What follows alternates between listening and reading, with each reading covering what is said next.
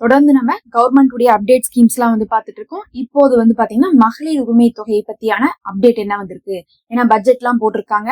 நம்ம வந்து பாத்தீங்கன்னா மே மாசம் 10ஆம் தேதியிலிருந்தே வந்து இவங்க 2500 ரூபாய் உயர்த்துவாங்களா அப்படிங்கக்கூடிய ஒரு பெரும் ஆவலோட தான் எல்லாருமே எதிர்பார்த்துட்டு இருக்காங்க. ஏன்னா மே மாசம் 10ஆம் தேதி தான் ஆட்சி பொறுப்பேத்தாங்க.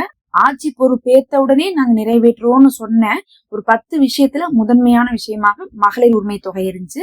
இந்த ஓட்டு வந்து அதிகமா வாங்குறதுக்கு காரணமே மகளிர் தான்.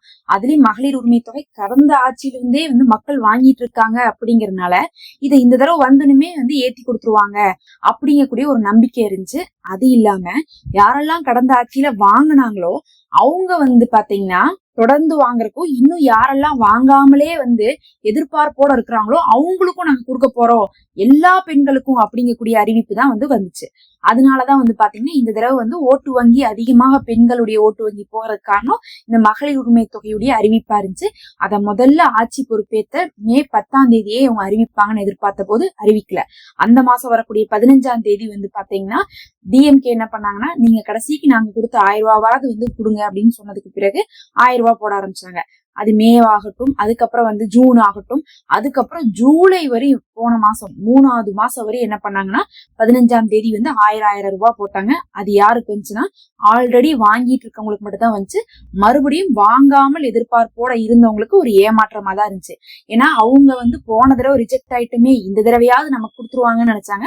ஆனா இதுவரையும் வந்து அவங்களுக்கு கிடைக்காம இருந்துச்சு. இந்த நிலைமையில பட்ஜெட் போடுறாங்க. பட்ஜெட் போட்டதுக்கு பிறகு உங்களுக்கு வந்து பாத்தீங்கன்னா கன்ஃபார்மா என்ன ஆயிரும், 2500 ரூபாய் வந்துடும். வரும்போது எல்லாருக்குமே வரும் அப்படிங்கக்கூடிய ஒரு விஷயத்தை ஜெகதீஸ்வரி அவர்கள் வந்து சொல்லியிருந்தாங்க.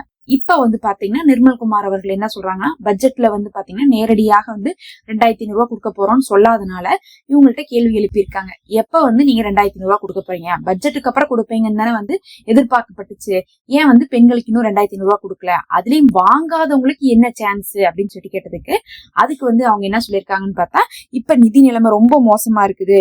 மின்சாரம் போக்குவரத்து கழகம், இன்னும் ஆவின் அந்த நிறுவனம் இருக்கு, ஆவின் பால், இது வந்து பாத்தீங்கன்னா கவர்மெண்டோட இதெல்லாம் மூடுற அளவுக்கு வந்து சிரமத்துல இருக்கு. அங்க வந்து வருமானம் கொடுக்கறதுக்கே வந்து சம்பளம் கொடுக்கறதுக்கே வருமானம் வரல, அப்படி நிலைமையிலதான் வந்து விட்டுட்டு போயிருக்காங்க ஆட்சிய. அப்ப அதெல்லாம் நாங்க சரி பண்ண வேண்டியது இருக்கு. அதனால நாங்க உடனே வந்து மகளிர் தொகையோ இல்ல வந்து பாத்தீங்கன்னா அதுக்கப்புறம் முதியோர் தொகையோ இது எல்லாமே இல்லாம வேலை இல்லா பட்டதாரிக்கான 4000 ரூபாய் தொகையோ எங்களால வந்து இப்ப உடனே நிறைவேற்ற முடியாம இருக்கு. ஆனா நாங்க ஏமாத்த மாட்டோம், கன்ஃபார்மா கொடுப்போம், எல்லாருக்குமே கொடுப்போம்.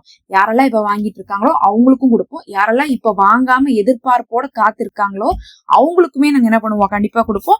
சொன்னதை நாங்க சொன்னபடி செஞ்சிருவோம். ஆனா இப்ப வந்து நிலைமை மோசமா இருக்கு.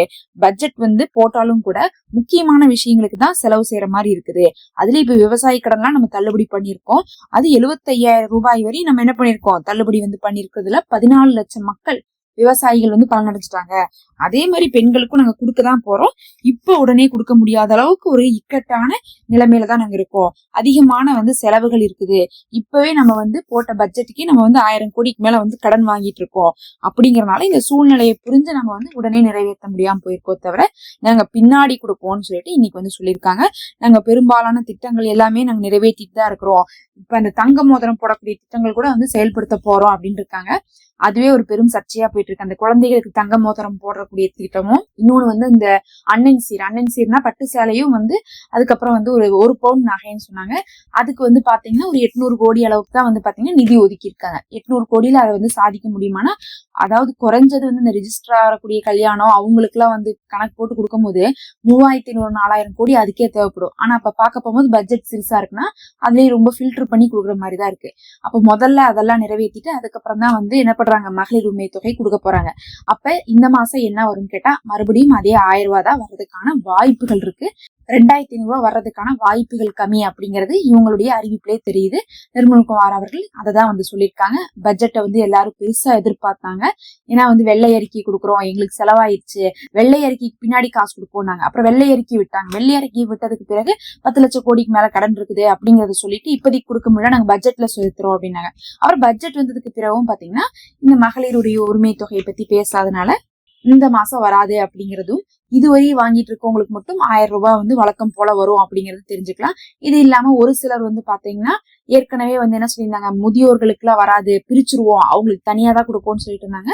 அதை இந்த மாசம் நடைமுறைப்படுத்தல. அதனால யாரெல்லாம் ஆல்ரெடி வாங்கிட்டு இருக்காங்களோ அவங்க அந்த 1000 ரூபாய் வாங்கிப்பாங்களோ தவிர, அதுக்கப்புறம் தான் என்ன பண்ணுவாங்கன்னா அவங்க லிஸ்ட் எல்லாம் பிரிச்சு முதியோருக்கு தனியா, மகளிருக்கு தனியா வந்து கொடுக்கறதுக்கான வாய்ப்பு இருக்கு.